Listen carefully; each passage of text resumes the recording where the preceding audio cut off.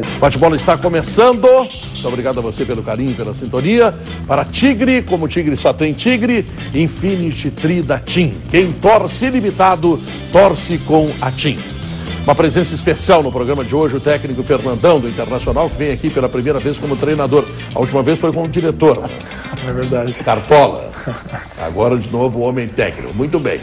Bom, vamos começar com a pesquisa interativa. Bate-bola de hoje está perguntando quem chega na frente até o Grenal, Grêmio ou Internacional. Telefone 84010374. Se você acha que é o Grêmio, a opção é 1. Se você acha que o Inter, a opção é 2. Fernandão, prazer tê-lo aqui no programa. Eu sei que tu tá pouco destemperado, né? Porque tava um calor de tarde, abafado, e agora tá frio, tem um vento. Mas daqui a pouco tu vai ter um presente aí que vai te tirar. Ou tu quer um presente agora? Não, valeu, já quero o presente já, pô. Já me dá o presente, eu vim de molho aqui. O homem já veste esse negócio. A Duana Moda Masculina. Já que antes. A Duana Moda Masculina entrega pro Fernandão. Toma aqui. Combinandinho aí. Bem combinadinho. Tá bom, obrigado, vermelhinho, obrigado. Tá legal? Tá aí o presente que a Duana dá pro Fernandão. Ah, deixa eu lembrar, né? Maurício, tu que é um homem elegante. Deixa eu botar uma roupa aí, tem um intervalo aí. O Maurício sabe que é um homem elegante, que a Duana Moda Masculina tem. Tem, né? Tem. Sim. Exatamente a roupa para o homem elegante. Daqui a pouco eu vou falar mais. Primeiro eu quero que tu faça uma pergunta para o Fernandão, por gentileza. Quero não, eu te peço, né? Não, você nada. Querendo é basicamente uma hora. Você queria dizer eu mando. Mas a parte boa de poder fazer uma pergunta logo para o Fernandão é que como eu estava trabalhando no jogo do Grêmio com o São Paulo, eu não pude ver a virada do Inter. Eu só sei que foi um dia, todo ele um dia de treinadores. O da Rússia que botou lá o seu super-herói, o Nuzerski de 2-18 e ganhou o jogo. O Luxemburgo, que foi no jogo em que eu trabalhei, que mexeu no time no segundo tempo de forma muito corajosa, muito competente, e o Grêmio virou por merecimento sobre o São Paulo por 2-1. Diretamente nas mudanças do Luxemburgo. E o Fernandão, eu também sei que mexeu no time no segundo tempo. E eu queria que você falasse, Fernando, a respeito justamente da sua intervenção no jogo. Aonde que o jogo mudou a partir da sua ação? Boa noite. Boa noite, Maurício. Boa noite a todos aqui na mesa. Acabei não cumprimentando. Fui pedindo presente logo de cara, né? Boa noite a todos aí de casa também. Na verdade, a dificuldade que a gente estava tendo no primeiro tempo e a gente programou um jogo, quando você programa um jogo para não dar contra-ataque para o time deles também, para você agredir bem e não dar contra-ataque. E não estava tendo contra-ataque do time da Ponte Preta, que são jogadores rápidos de saída. Mas eu não estava tendo jogador de referência lá, porque o Diego começou a sair e eu queria que ele saísse para ele poder participar um pouco mais do jogo, e com o Jajá e o Fred, que não são segundo atacantes, são meias, a gente acabou ficando sem referência lá na frente, sem um jogador para se movimentar entre a linha defensiva do time da Ponte Preta hoje, no caso, né? E no intervalo eu decidi colocar o Maurício e pedir para ele ficar fixo lá na frente mesmo, para realmente ter a referência, prender os zagueiros e tirar a sobra dos zagueiros, no caso. E comecei abrindo o Fred pela esquerda e pedi para o Diego ficar bem aberto pela direita e coloquei o Jajá vindo de trás. Né? Isso aí, o Jajá cresceu no jogo, o Diego cresceu, porque tinha a referência do Maurício ali no meio da zaga deles. Mas eu acho que a mudança maior foi muito mais em relação aos jogadores mesmo. Eu acho que a indignação dos jogadores no intervalo para voltar para o segundo tempo e fazer um grande segundo tempo como nós fizemos, sem dúvida nenhuma, é de exaltar. Fernando, tu és um técnico que nesses 6 jogos, ele não ficou, pelo menos nesse começo, marcado assim por alterações sempre óbvias, assim, né? Que às vezes as críticas que a gente tem a treinador tem um pouco disso, né? Eu lembro lá que no jogo com o Palmeiras, num determinado momento saiu o Elton, entrou o Moledo, porque o Palmeiras tinha colocado um atacante a mais mesmo, tinha ali que defender.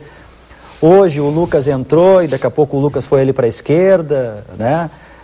Não são alterações assim 6 por meia dúzia. Esse tipo de alteração, necessariamente tu treinas na semana, ou pode acontecer de na hora... ser a partir de uma conversa no intervalo, um estalo, pedir ali na hora de fazer a modificação. Ou tem um método aí? Porque hoje, seguramente, tu pensaste o que tinha para acontecer no jogo com a Ponte, e foram várias mudanças pontuais ali que acabaram interferindo no resultado da partida. Isso aí é sempre treinado ou nem sempre dá para ter alternativas? Vai muito também da consciência tática dos jogadores, né? Em relação aos 3 zagueiros, eu não tinha treinado em nenhum momento ainda.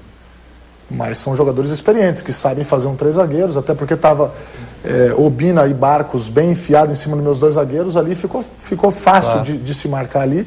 Eu acabei adiantando o Ney para bater com o lateral deles. Ali eu não tinha treinado nada. O Lucas eu já venho colocando, e já tinha tido uma conversa com o Lucas há um tempo atrás.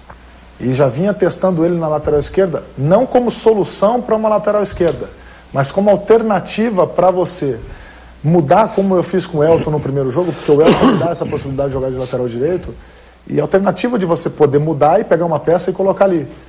E o Lucas ele já treinou comigo umas 3, 4 vezes de lateral. Quinta-feira mesmo, ele começou treinando por dentro num treino contra os juniores, e depois eu coloquei para lateral. Na sexta-feira a mesma coisa, ele começou por dentro, até ele começaria o jogo de titular hoje, caso o Guinazu não pudesse jogar. E depois na segunda parte eu coloquei na lateral esquerda, não no time principal, no time reserva, para que ele possa se ambientar com aquela função ali. E conversando muito com ele, Lucas, dá para tu fazer aqui numa emergência, numa alternativa, porque eu preciso daqui a pouco montar um banco de reservas que o cara possa jogar numa lateral de terceiro volante, que ele já treinou muitas vezes comigo como terceiro volante, no caso, na situação do Guinazu ali, ou um jogador aproximando um pouco mais lá na frente. Então é você ter alternativas com as peças para você poder mudar e daqui a pouco até sair do óbvio mesmo, para tentar encontrar uma solução dentro de campo. Fernandão, a questão dos 3 volantes, eu vejo que quando tivesse o D'Alessandro com o Fred, tu botasse os dois e fizesse com 2 volantes o teu meio campo. Foi na vitória sobre o Figueirense. Manteve o modelo tático, mas a característica do jogador diferente. Sem o D'Alessandro, eu vejo que tu tenta, hoje de novo, né, mas sempre no intervalo, até agora, tu teve que mexer para conseguir o resultado. Desde o Atlético Goianiense, a gente pegar os jogos do Beira-Rio, foi assim. Onde funcionou perfeitamente foi contra o Palmeiras. Qual é a tua ideia tática? Tu usa esses 3, esse trio, assim, essa ideia mais de 3 volantes. Quando tu não tem o D'Alessandro, aí precisa talvez defender mais, mas com o D'Alessandro vai ser sempre a ideia de ter 2 articuladores? Não, Nando, na verdade, o que eu precisava dar no momento que você assume, você não tem tempo de trabalho, você precisa começar o seguinte, arrumar o time de trás para frente. Não adianta você querer arrumar lá na frente e desguarnecer lá atrás. Como está tendo vários e vários desfalques de jogadores que estavam jogando o tempo todo, que já estavam acostumados, já tem entrosamento de jogar junto, o pensamento é você dar uma consistência defensiva para quê? Para que os 3 jogadores lá da frente, que daqui a pouco são 3 jogadores que estão improvisados, porque o Jajá não é segundo atacante, o Jajá é improvisado ali também. O Fred também é improvisado, eu tentar fazer com que ele seja um segundo atacante. Você dá liberdade para esses 3 caras para que eles tenham força, mesmo não sendo a posição deles, para eles chegarem mais lá na frente. E o primeiro tempo, para você ver, nós tivemos muita dificuldade em entrar na área. E o trabalho que se faz, principalmente para jogar aqui no Beira-Rio, é você tentar abrir um pouco mais o jogo, porque se você fecha por dentro, tenta uma jogada por dentro, você vai ter o contra-ataque se você errar o passe. Então não é fixo da minha cabeça jogar com 3 volantes. Eu posso mudar a qualquer momento, a partir do momento que eu sinta que eu tenha peças para adiantar um pouco mais o time, para fazer com que o time fique um pouco mais, até mais agressivo lá na frente. E não adianta eu tentar colocar 4 atacantes, um meia e 3 atacantes, e fazer com que esses caras fiquem correndo 50, 60, 70 metros para trás o tempo todo para marcar também. E aí tu perde um cara que não é marcador, querendo fazer com que ele marque, e vai perder um cara bem fisicamente lá na frente para tentar decidir o jogo para ti. Então, é muito nesse pensamento de momento mesmo. Eu acho que eu tenho que aproveitar uma força do Elton. Às vezes encaixa, às vezes não encaixa, mas a gente está criando. A oportunidade está sendo criada. Se você olhar nossos jogos, está se criando oportunidade de gol. E, infelizmente, a bola às vezes não entra e você tem que arriscar um pouquinho mais para a segunda etapa. Faz muito tempo, Fernandão, não é contigo, mas treinadores que já passaram, que o Internacional é um time que não tem velocidade do meio para frente, pela característica dos jogadores.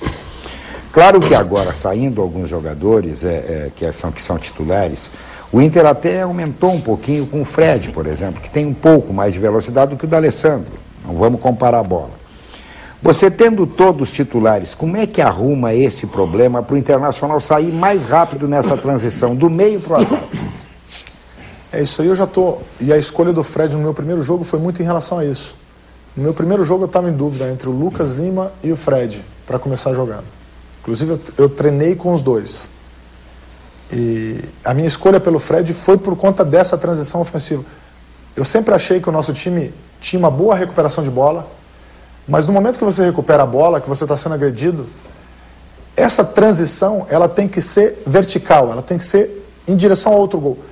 E eu comentei com eles no começo, não tem problema se errar o passe, mas não vamos fazer com que a gente recupere a bola e você está atacando para lá, você recuperou a bola, vira as costas e toca para o cara atrás. Vira o lado e toca para o primeiro que está do teu lado. Aí tem cara que tem uma média de passe, de acerto de passe, com 99,9% de acerto de passe, tu vai olhar para onde ele tocou a bola, é para trás ou para o lado, sabe? Então eu quero que o cara erre 5, 6 passes, mas o primeiro que ele acerte, ele deixa o companheiro numa condição que ele possa agredir o adversário num contra-ataque dentro de casa. E no primeiro jogo nós fizemos super bem. Tu vê uma arrancada do Jajá com o Fredinho, com a bola o Jajá sai para fazer o gol. Então, isso eu estou tentando agora. Não é do dia para a noite. Também não é que o time começou a vencer, que o time não é porque é a cara do Fernandão. Eu acho que tem muito dos jogadores. É óbvio que você tenta organizar e defensivamente eu acho que nós estamos muito bem. E aí você vai graduando ali, gradativamente você vai chegando para que o time encaixe da maneira que você quer. Mas você tem essas peças no elenco? É isso que eu acho que não tem. Jogadores de velocidade. Não, de velocidade daqui a pouco não, mas você consegue ganhar jogadores de velocidade? Não. O nosso grande problema, se você tem um jogador que não no caso do nosso time hoje, que não é um jogador segundo atacante, ou que não é um jogador de tanta velocidade, porém é um jogador do mano a mano, do 1 contra 1, que ele tenha um bom 1 contra 1, estaria sendo bem melhor hoje. Mas as nossas peças, o Jajá é um jogador que conduz muito bem a bola com velocidade, mas não é aquele jogador que vai pegar 1 contra 1 e sair driblando. O Fred também não, o Diego também não. São jogadores que podem driblar e bater para o gol, são jogadores que podem fazer a tabela perfeita, mas não são jogadores de 1 contra 1. E aí entra a dificuldade no momento que aperta uma equipe que vem fechada atrás. Porque quem desbloqueia um ferrolho, quem desbloqueia uma equipe que está muito bem postada taticamente atrás, é o jogador que numa inversão de jogada consegue pegar no 1 contra 1 e ele fazer essa jogada no 1 contra 1. Então, hoje nós não temos também. Eu estou pensando no jogo do Corinthians, Guerrinho. Eu estou sempre dizendo isso. Quem é esse jogador que tem no elenco? Eu fico pensando que o Otávio pode ser, se não jogar em cima do ombro dele, uma responsabilidade que ele não pode ter, mas ele tem essa característica. O Otávio é jogador de drible, sabe? O Dátulo não é muito, também não, de velocidade, não chega também. Mais perto não, desse... mas o Dátulo é jogador também de intensidade, sabe? O jogador de drible, por exemplo, o Dagoberto é um jogador que daqui a pouco no 1 contra 1, eu deixando ele numa condição de 1 contra 1, perto do gol, ele tem uma condição do 1 contra 1 para ir em direção ao gol, sabe? Mas são ajustes, não tem como. E não adianta, Guerrinha, por que eu falo que eu não penso no time ideal? Quando você tiver todos os seus jogadores à disposição, o que você pensa em fazer? Sabe por que eu não penso isso ainda? Porque eu acho que eu não vou ter todos os jogadores à disposição daquele time que eu imagino. Eu imagino um time. Nunca. Só que eu acho que eu não vou ter esses jogadores, os 11 que eu imagino, à disposição sempre. Eu imagino isso. No momento que está voltando um, está lesionando o outro, está com cartão o outro. Então eu tenho que... Dagoberto volta? Não. Contra o Corinthians? Não. D'Alessandro também não. D'Alessandro também não. Dátulo também não. Dátulo não, com uma possibilidade remota de final de semana. Dátulo. Tá, e qual é o time para quinta-feira contra o Corinthians? Tens ideia? Eu acabei agora da ponte, ainda não tem. Já estou sabendo que o Igor tomou terceiro, já me passaram que o Igor tomou terceiro. Não tem Igor, não tem D'Alessandro, não tem Dátulo, não tem os 3 que vão para a seleção brasileira. Daqui a pouco tu te farda e entra lá. Pô, é Rafael Mori mais 10, Pedro. Rafael Mori mais 10. Eu acho que do meio para trás não tem problema, né? Do meio que eu quero dizer, a zaga para trás não tem problema, tem até opções. Sim. Aí já te sobra que o Índio volta. Mesmo pro Igor, né? Mesmo pra ausência do Igor. E com o Igor tu tem 3 volantes. Tem o Elton ali. Bolatti, Elton e Josimar. Tem 3 volantes para esse jogo. Não pensa no Kleber no meio campo? Também, eu peço. Eu testei o Kleber no meio campo, né? Porque eu tenho a volta do Fabrício, eu posso pensar na volta do Kleber por dentro também. Porque o Guina tinha tomado uma pancada muito forte, sabe? E a recuperação dele foi monstruosa. O que o Guina correu hoje, jogou hoje. Para quem estava no treino fora, sábado né? de manhã. É para a seleção. Não. Para quinta-feira está fora, mas eu estou dizendo em relação a hoje. Quem estava no treino ontem de manhã e a discussão entre treinador, comissão técnica e departamento médico em relação ao Guinazu, o Guina não tem condição de jogar. O Guinazu nessa parte aí ele é diferente. Não, ele é muito... O mental do Guinazu, ele é algo... Fernandão, o problema está todo ele focalizado do meio para frente. Porque lá na frente tu vai ter o Rafael Moura e até porque, Guerrinha, as opções ou são meninos, claro, que eu não posso jogar uma responsabilidade agora, quero tirar completamente a responsabilidade da gurizada agora, ou são jogadores que eu vou ter que improvisar. Né, que são meio-campistas que eu tenho que colocar um pouquinho mais de característica ofensiva neles. Fernando, nesse começo, aí, nesses 6 jogos, alguns jogadores acabaram virando um pouco emblemas assim, desse teu começo. A fixação do Igor ali na frente da zaga, o próprio Fred, que entrou e tem atuações em bom nível sempre, né, tem uma regularidade em bom nível. Tu consideras, como tu disseste agora, que do meio para trás, essa primeira parte que tu referiste aí, ela já está cumprida, na medida que o Inter tomou 2 gols em 6 jogos, e o desempenho da zaga melhorou por conta do Igor e do meio-campo mais solidificado, e a segunda parte é que precisa ser resolvida agora do meio para frente, e mais que isso, na medida em que tu tiver todos os jogadores, como é que fica a titularidade do Fred, por exemplo? É um jogador que tu não vais abrir mão dele nunca, ele pode ser volante, pode jogar mais atrás? Não, lá na frente eu penso, eu vou ser bem sincero, eu acho que todos têm condições, e é isso que eu estou tentando passar para eles, que o campeonato é longo, o Lucas Lima mesmo não estava nem sendo convocado e veio para o jogo e ia começar como titular o jogo, sabe? E é isso que eu tento passar. O Mike hoje fez o gol, mas esse gol foi muito mais uma premiação da semana que ele teve, sabe? Ele treinou super bem na quinta, treinou super bem na sexta-feira. Sim, tu disseste que ele se escalou durante a semana. Né? E eu tinha uma dúvida, porque eu tinha levado o Pernão para o jogo passado, eu tinha uma dúvida entre o Pernão e o Mike para o banco hoje.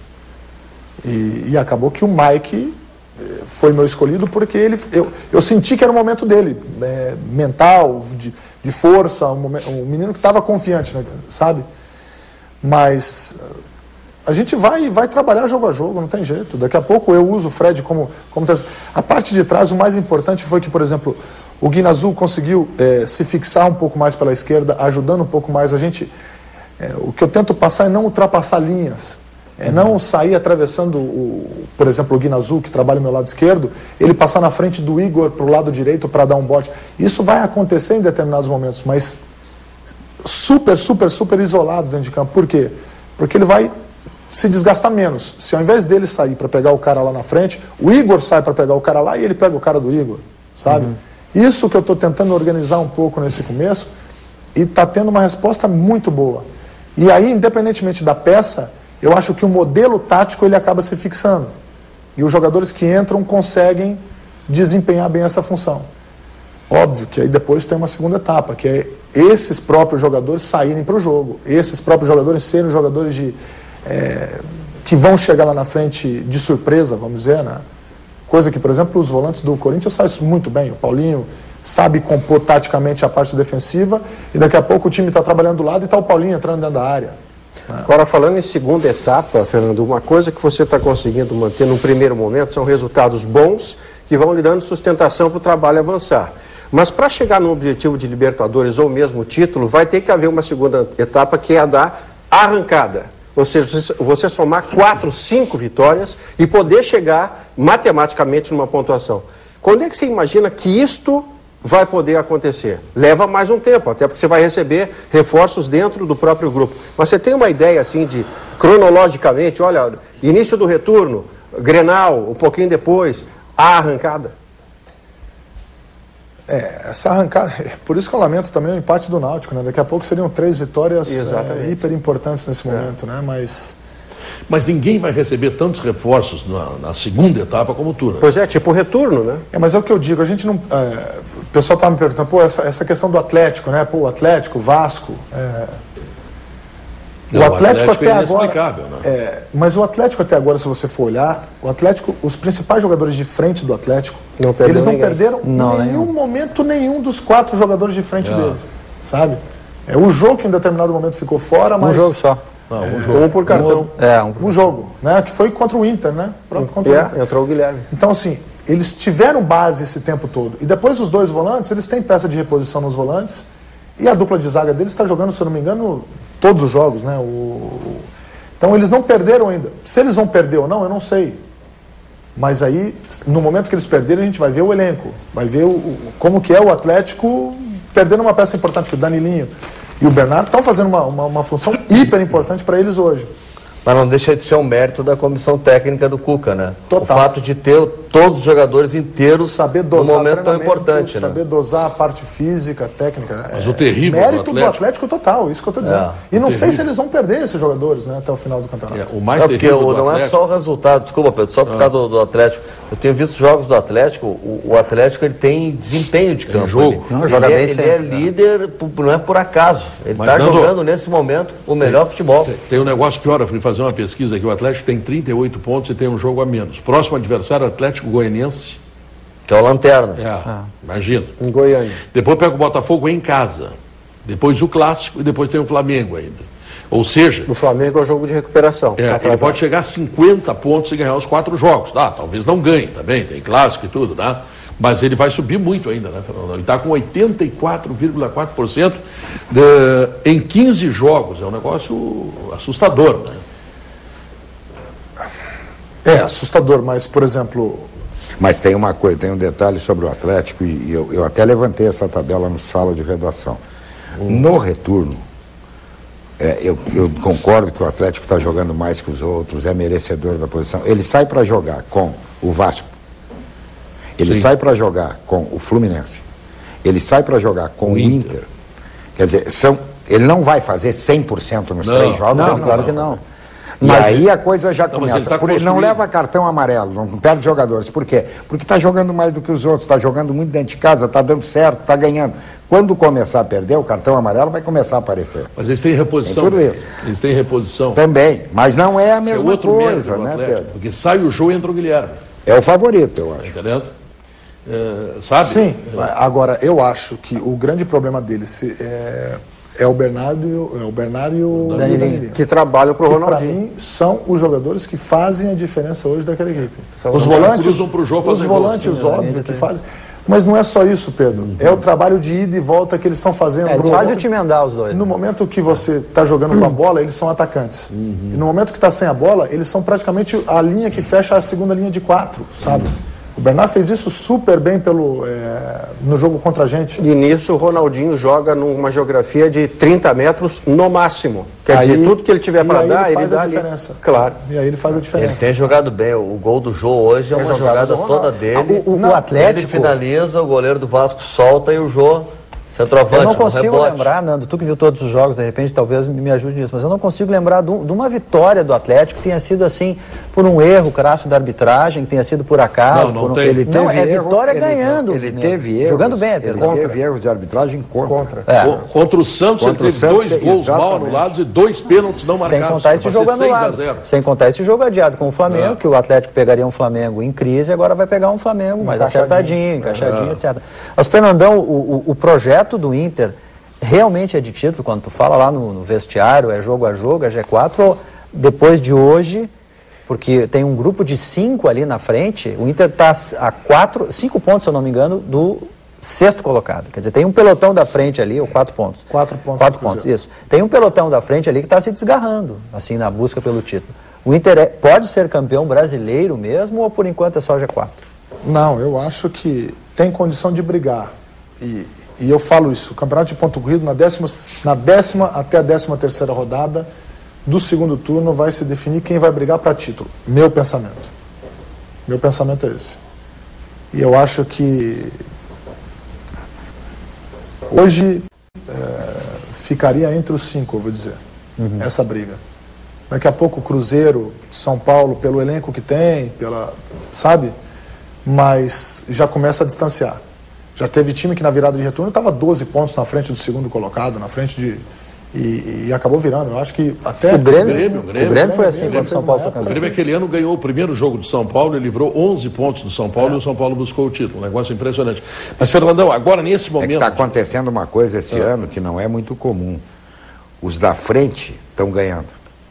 Eles passam, estão confirmando. O Fluminense é uma equipe que ninguém fala, mas para mim, de consistência também, por conta do elenco que o Fluminense tem, é uma equipe que está calada, ninguém está falando, todo mundo está falando do Atlético, está falando do Hoje do passou Vasco, para segundo o Fluminense. está falando Atlético e Vasco, e o Fluminense está calado, ninguém está falando em Fluminense, e o Fluminense está aí, hoje está a 3 pontos, né? É óbvio que o Atlético está um jogo em atraso, mas hoje são 3 pontos só. Não, eu acho o Fluminense superior ao Vasco.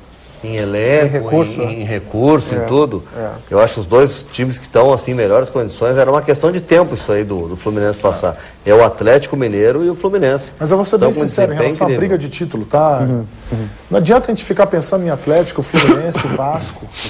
É por isso que eu estou trabalhando jogo a jogo, porque são os mesmos 3 pontos da última rodada que vai dar a classificação.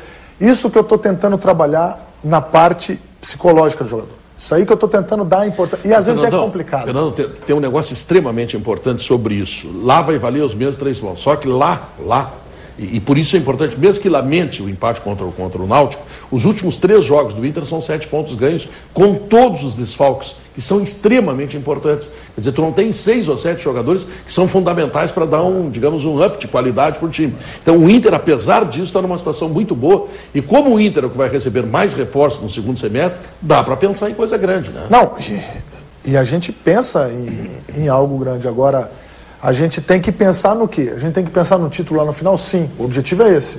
Porque eu acho que é algo palpável ainda. Mas não adianta nada ficar pensando lá na frente, daqui a pouco tu perde 2 pontos para o Náutico e fala, não, mas a gente recupera os 2 pontos do Náutico. Já passou. Esquece. Já passou, se ganhou, se perdeu. Já passou, os 3 pontos da Ponte Preta já passou. Deixa eu pensar não recupera mais. No final de semana, então. Qual é a informação que os dirigentes te passaram? Vai ter o Damião à tua disposição já, depois desse jogo contra o Corinthians? Do Damião não foi passado nada. Do Damião nada. Nem tudo. Em relação Não à tem proposta, confirmação. Não. Aquela Ele tua possa jogar depois curiosidade do jogo com a jornalística, tu não foi lá Não, de tu perguntar, vem jogar, cá, e o Damião, de jogar quando é que vocês domingo vão me contra a dar? Portuguesa. não, é óbvio que eu perguntei, mas o Damião não tem proposta nenhuma, ele volta da seleção, vai ser reavaliado fisicamente para ver se ele tem condição ou não de já jogar no final de semana. Então, em Mas princípio, no volta- domingo ele volta imediatamente e se apresenta ao Inter.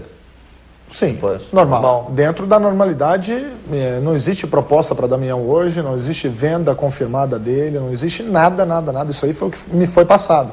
A única questão que nós discutimos foi a utilização ou não dele por conta do desgaste físico, daqui a pouco, que ele possa apresentar nesse começo.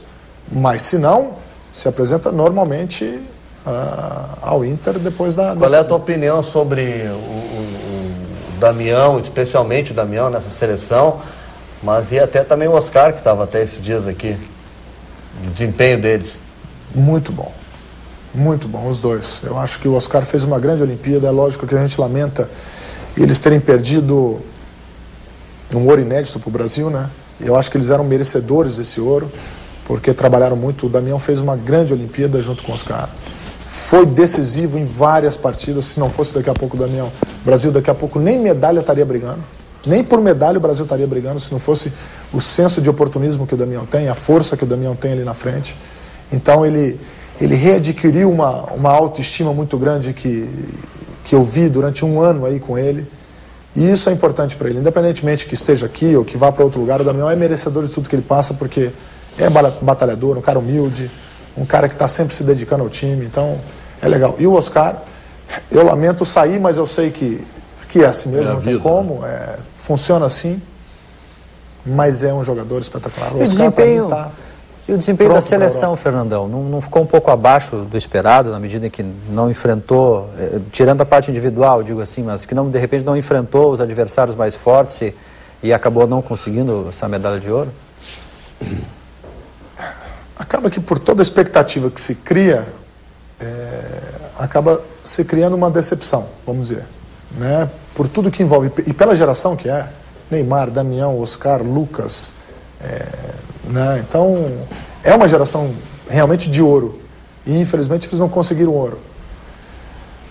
O mais preocupante é que termina uma Olimpíada e tem uma convocação de seleção brasileira que eu não entendo o porquê, depois dos clubes do Brasil terem ficado 40 dias sem os atletas, eles me fazem uma convocação em seguida, logo depois de uma Olimpíada, e que te priva, eu não falo só do Inter, o Santos também assim, Mas o que mais me preocupa é que essa base dessa geração olímpica é a base da seleção principal nossa. Sabe? Essa é a grande preocupação. O vácuo que teve no futebol brasileiro entre uma geração e outra, né? Isso é verdade. Isso é verdade. Agora, Pedro, tu lembra aqui que nesse programa o Diego Forlan esteve aqui, nós conversando sobre seleções, Maurício.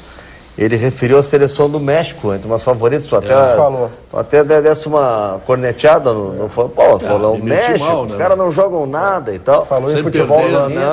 Não, o México está com um time muito bom e tal. Ele já apontava o México. E o México mostrou, olha, uma organização no jogo impressionante.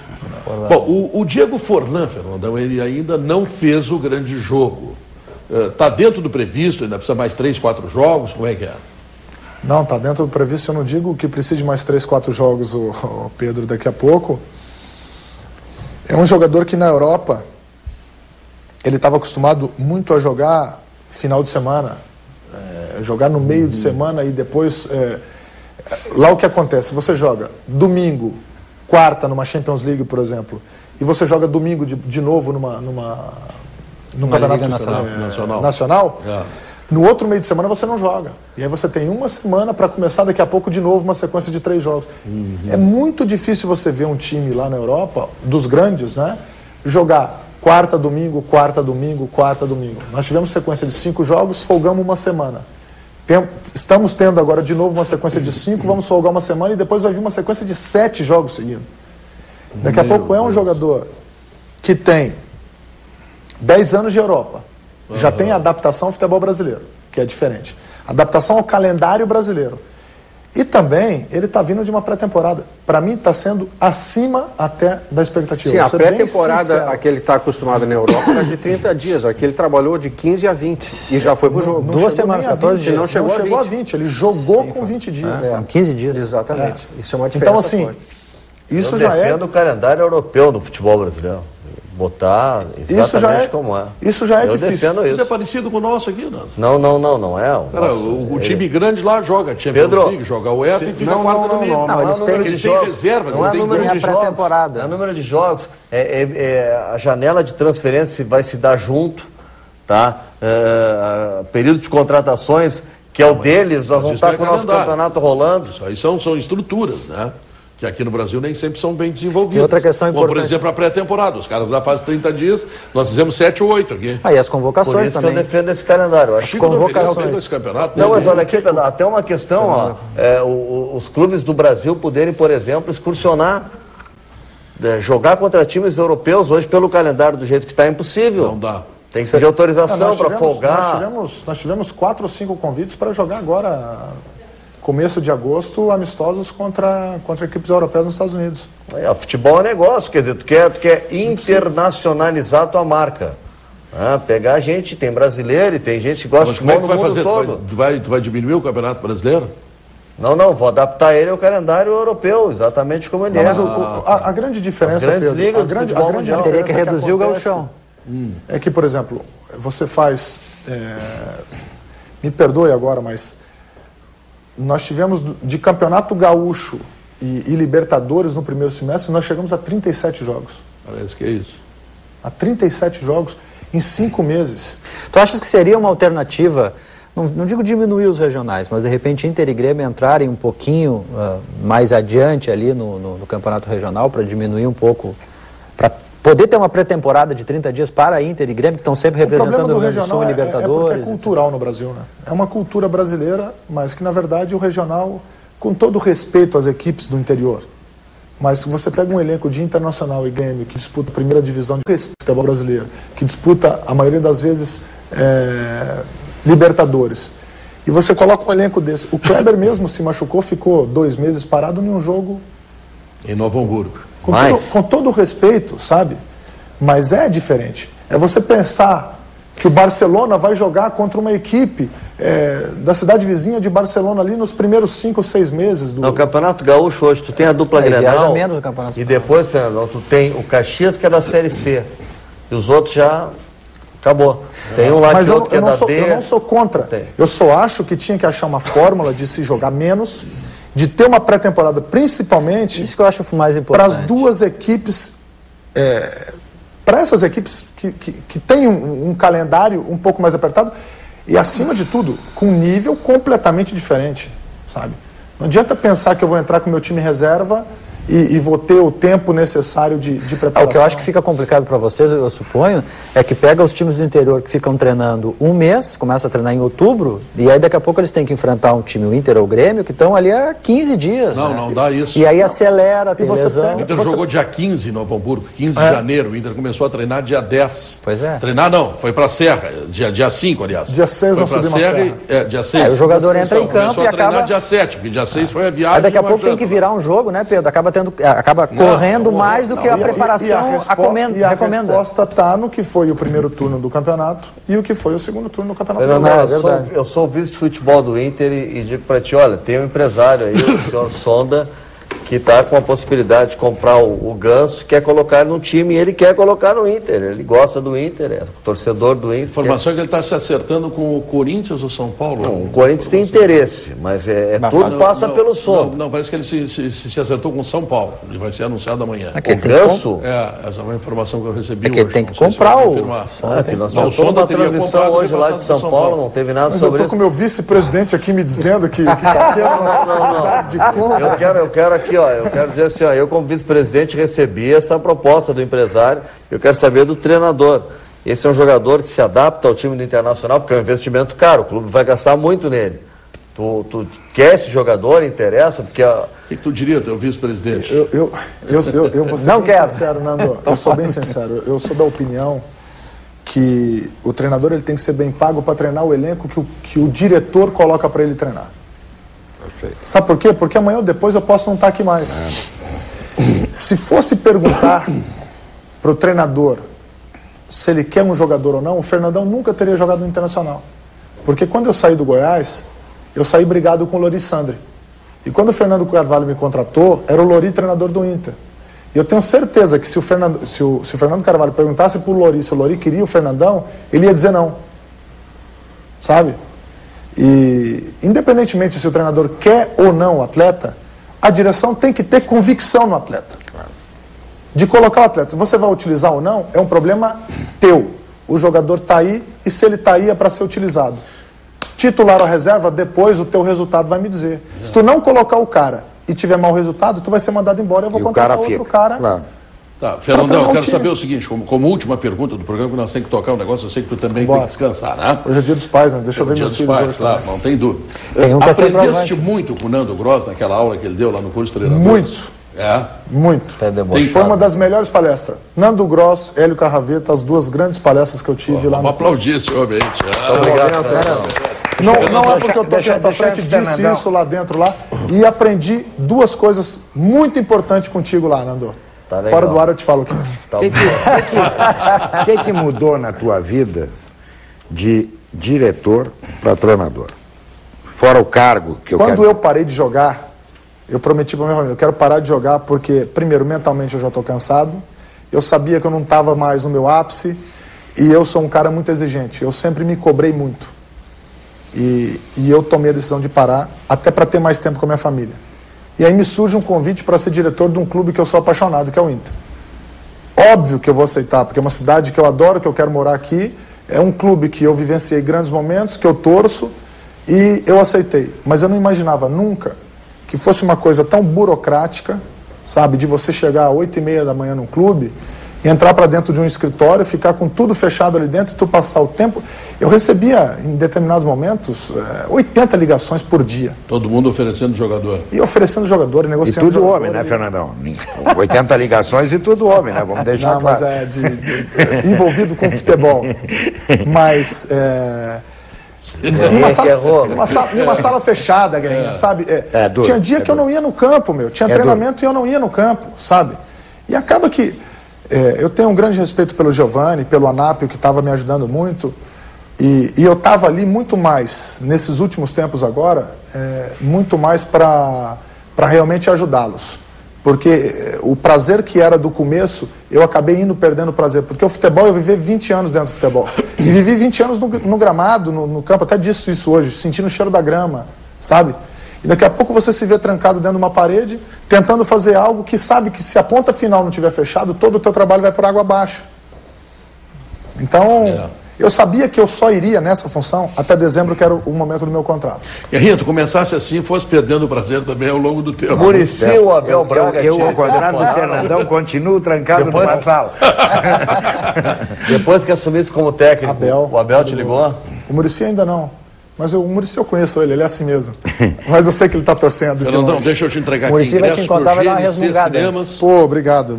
Mais um presente para falou em cima, que é bom. Merchan, né? Desculpa, ingressos do GNC Cinemas, perfeito. Falta de educação do Diogo Oliveira. Não, sobretudo quebrando o Merchan que tem que dar. Fui ver Batman no GNC esse fim de semana. Ah, que bom. E também a Aduana Moda Masculina entregando pro Fernandão o presente, né? Porque tá ficando frio, já vai usar agora. Bota ali, Fernandão, tá? Não precisei, tá bom. O clima aqui hoje tá bom. Mas quando tu sair na rua, lá tá uma ventania terrível, né?